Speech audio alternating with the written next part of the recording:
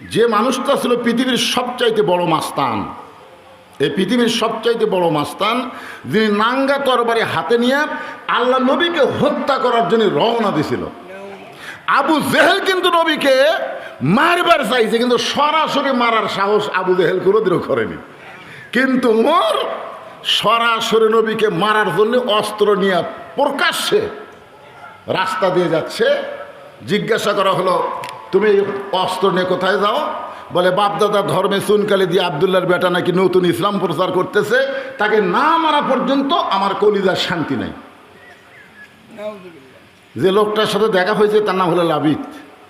তো লবিদ বলতেছে, ওমর আগে ঘর সামলাও। বলে ঘর মানে? বলে তোমার বোন আর তোমার ভগ্নিপতি ওই দলে ভর্তি হচ্ছে, তুমি জানো? আল্লাহর নবীকে না মাইরা বোন ভগ্নিপতির বাড়ির দিকে রওনা দিলেন। যেই মাত্র দরজার কাছ, এমন সময় ইন্নামাল মুমিনুনা আল্লাযীনা ইযা যুকিরাল্লাহু ওয়াজিলাত কুলুবুহুম ওয়া ইযা তুলিয়াত আলাইহিম আয়াতুহু জাদাতুহুম ঈমানাও ওয়া আলা রাব্বিহিম ইয়াতাওয়াক্কালুন।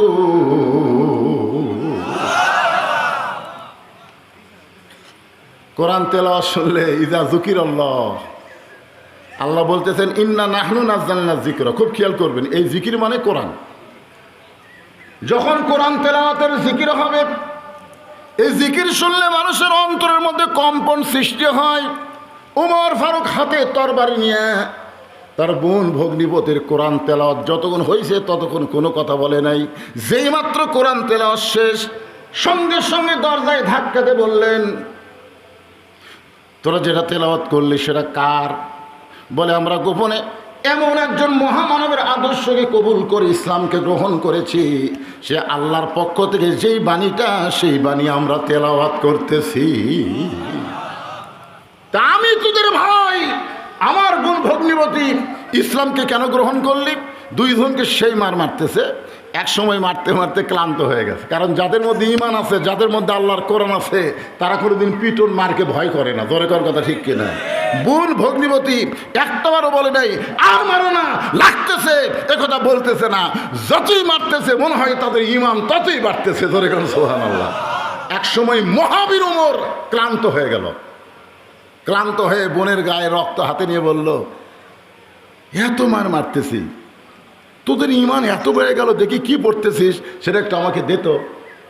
তখন বোন মুসকে মুসকে হাসে আর বলে, ভাইজান আপনি যতই শক্তি দিয়ে আমাদের মারেন, আমরা যেটা পড়তেছি লা ইয়ামাসসুহু ইল্লাল মুতাহহারুন, ততক্ষণ পর্যন্ত এইটা আপনি স্পর্শ করতে পারবেন না যতক্ষণ আপনি পবিত্র না হবেন। সুবহানাল্লাহ বলেন। যেই কোরআন স্পর্শ করতে গেলে পবিত্র হওয়া লাগে, সেই কোরআন দিয়ে যদি আমাদের বাংলাদেশের রাষ্ট্র চলে, এই দেশটা কেমন হবে ইন্না লিল্লাহর তাফসীর দিয়ে আমাদেরকে আজকে দেখা লাগবে। জোরে কর কথা, ঠিক কিনা? সবচাইতে বড় বিপদ কি? মানুষ মরা। সবচাইতে বড় বিপদ মানুষ মরা না। মুসা নবী 3 কারণে মৃত্যুকে ভালোবাসে। 1 নম্বর কারণ দিয়ে কিন্তু ওয়াজ করতেছি, মনে রাখা লাগবে। কি মনে না রাখলে বোঝা যাবে? তাই হ্যাঁ, একটু খেয়াল করবে। তো গোসল মানে কি? উমর ফারুক ইমানের রঙে রঙ্গিত হয়ে গোসল হয়ে গেলেন। সুবহানাল্লাহ বলেন। তরবারি নবীর কাছে জমা দিলেন। আল্লাহর কোরআনকে শুধু হাতে না, কলিজার মধ্যে উঠায় নিলেন। একসময় আল্লাহ তাআলা এই কোরআনের কারণে ওমর ফারুককে বাংলাদেশের মতন ৯৬টা দেশের খলিফা বানায় দিলেন। আমাদের বাংলাদেশের মতন কয়টা? ৯৬টা দেশের খলিফা হযরত ওমর। মসজিদের মেম্বরে বসে নিজের গালে নিজে চল মারতেছেন, ডান হাতে ডান গালে, বাম হাতে বাম গালে।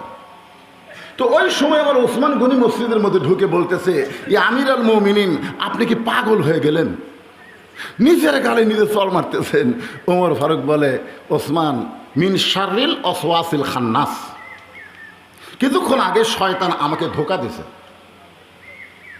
কোরআন শরীফ থাকলে তো বুঝতে পারবে, আমরা তো বুঝতে পারি না। ওসমান গনি বললেন, শয়তান আপনাকে কি ধোঁকা দিল? শয়তান আমাকে বলতেছে আমি নাকি অর্ধ পৃথিবীর খলিফা। শয়তান আমাকে বলতেছে আমি নাকি অর্ধ পৃথিবীর খলিফা। তো ওসমান গনি বলতেছে আপনি তো অর্ধ পৃথিবীর খলিফা। ওমর ফারুক বলতেছে ওসমান, বর্তমানকে নিয়ে যারা চিন্তা করে এরা মনুষ্যত্ব হারায়। মানুষকে চিন্তা করা লাগবে অতীত এবং ভবিষ্যৎ। শেখ হাসিনা যদি ভবিষ্যতের চিন্তা করত তাহলে আজকে তাকে পলানো লাগতো না। জোরে কথা বল না কেন? অতীতের খেয়াল করবেন। আমার অতীত কি ছিল? আমার অতীত আপনারা তো কেউ জানেন না। আমি অতীতে রাস্তায় একটা খাতা নিয়ে ঘুরতাম। কোনো টুপিওয়ালা দাড়িওয়ালা মানুষকে দেখলি বললাম, কে ভাই আপনাকে গ্রামের কি মাহফিল হসে? তো বলছে না এখনো হয়নি। আমাকে দাওয়াত দেবেন, আমি ওয়াজ করতে পারি। তখন তোর জীবনে শুনিনি, আজকে তোকে দাওয়াত দিয়ে মাহফিল নষ্ট করবো নাকি? আমি মানুষের পিছনে পিছনে ঘুরে ঘুরে বছরে 10-15টা দাওয়াত পাইতাম। আমার কাছে কেউ আসতো না, আমি সবার কাছে চাইতাম। এটা হলো আমার অতীতের কথা। আর বর্তমানে এত দাওয়াত বেশি যে মানুষ দাওয়াত দেবার গেলে ভয়ে আমি ঘর থেকে বাড়াই না, সিসি ক্যামেরা দিয়ে দেখে আমার মাদ্রাসার মোহতামিমকে বলি দেখো তো কী বলে। এটা হলো আমার বর্তমান। আর আমার ভবিষ্যৎ হলো মসজিদের খাটনি আমার বাড়ির আঙ্গিনায় আসবে, সমস্ত রঙিন কাপড় খসায়া সাথে কাপড়ের কাপড়ে পেঁচায়া চকলেটের মতন আমাকে খাটনির উপরে শোয়া রাখবে। জোরে কোন কথা ঠিক কিনা? আমার অতীতের কথা ভবিষ্যতের কথা আমার চিন্তা নাই। বর্তমান পায়া কি হলু রে, কি হসেন?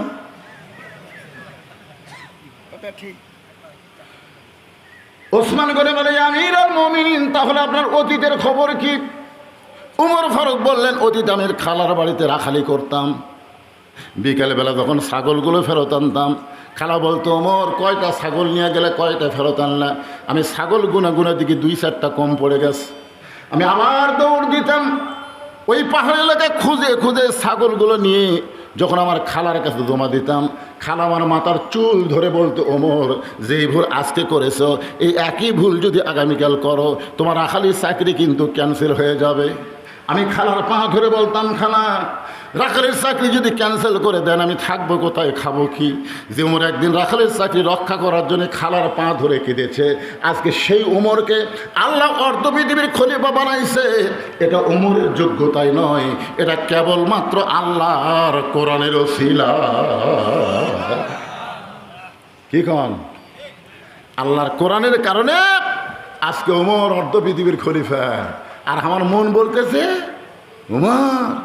উমর কিছুই না, বদিশিত কিছুই না, সব কিছু আল্লাহর কোরআন। আজকে সভাপতি বলতেছে আকর্ষণীয় বক্তা। বক্তা কোনোদিন আকর্ষণ হয় না, আকর্ষণ হলো আল্লাহর কোরআন। জোরে কোন কথা ঠিক করে কথা বলেন? আল্লামা সাইদ হুজুরকে মানুষ এত কেন ভালোবেসেছে? তার চেহারা দেখে সুরত দেখে ভালোবাসে নাই, সে কোরআনের হক কথা বলেছে 50 বছর, তারপরও বিনা অপরাধে তাকে জেলখানায় বন্দি করে রাখছে। জেলখানায় বন্দি করে রেখেও ফ্যাসিস্টদের মন ভরে নাই, তারপরে তাকে হাসপাতালে নিয়ে গিয়ে অন্যায়ভাবে হত্যা করা হয়েছে। ধরে কোন কথা ঠিক কথা বলে? কত বাধা, তারপরও তারা জানা যায় লক্ষ লক্ষ মানুষ জায়গা দেওয়া যায়নি। এটা কিন্তু সাইদের কারণে হয়নি, এটা হয়েছে আল্লাহর কোরআনের আকর্ষণে। ধরে কোন ঠিক কিনা বলে? এখন আজকের আপনারা দেখেন তো এই কোরআনটা আসলে কেমন, কোরআন কেমন নেতা তৈরি করে। অর্ধ পৃথিবীর খলিফা হযরত ওমর জুমার দিনে মসজিদে দাঁড়িয়ে খুতবা দিচ্ছেন, দেখেন আল্লাহর কোরআন কেমন নেতা তৈরি করে। এমন সময় মাঝখান থেকে একজন মুসল্লি দাঁড়িয়ে বলতেছে আমিরুল মুমিনিন আপনার খুতবা আমরা শুনবো না। উমর ফারুক বললেন আমার অপরাধ কি? বলে আপনার অপরাধ হলো আমাদেরকে খাটো পাঞ্জাবি দিয়া আপনি লম্বা জুব্বা পরে খুতবা দিচ্ছেন। আমাদেরকে আপনি খাটো দেবেন আর নিজে লম্বা জুব্বা পরবেন। যতক্ষণ পর্যন্ত লম্বা জুব্বার কাহিনী না বলবেন ততক্ষণ আপনার খুতবা আমরা শুনবো না। এ কথা শোনার পরে উমরের মুখ দিয়ে মুচকি মুচকি হাসি আসতেছে। হাসি আসার কারণ হলো আল্লাহর কোরআনটা যখন রাষ্ট্র চলবে, নেতা যদি ভুল করে সাধারণ মানুষ পর্যন্ত লোকমা দেওয়ার সাহস পাবে। আর মানুষের আইনটা যখন রাষ্ট্র চলবে, এমপি মঞ্চে যদি যা ইচ্ছা বলে, সাধারণ একটা মানুষ কালাই বলেছিল যে আমরা বক্তার ওয়াজ শুনতে এসেছি, আপনার ভাষণ শুনতে আসি নাই, সঙ্গে সঙ্গে তাকে গ্রেফতার করে তাকে এমন নির্যাতন করেছে। এটা হলো মানুষের আইন। জোরে কোন কথা ঠিক কিনা? আপনাকে এই কানায় এই অবস্থা হয়েছে। আমি একদিন স্বপনকে বললাম, কে রে ভাই, প্রত্যেকটা মাহফিলে আপনি প্রধান অতিথি, কিন্তু আপনার দেখা যায় না কেন? তখন বলে, হুজুর জনগণ ভোট দেয়নি তো, গেলে শরম লাগে। যখন কথা বলি সব নিচের দিকে তাকা থাকে, আমার দিকে তাকায় না, কারণ 2-4টা চামচে আমার দিকে তাকা থাকে। চামচা বোঝেন না? আমার নেতার চরিত্র ফুলের মতন পবিত্র, নামাজ পড়ে না, একক তো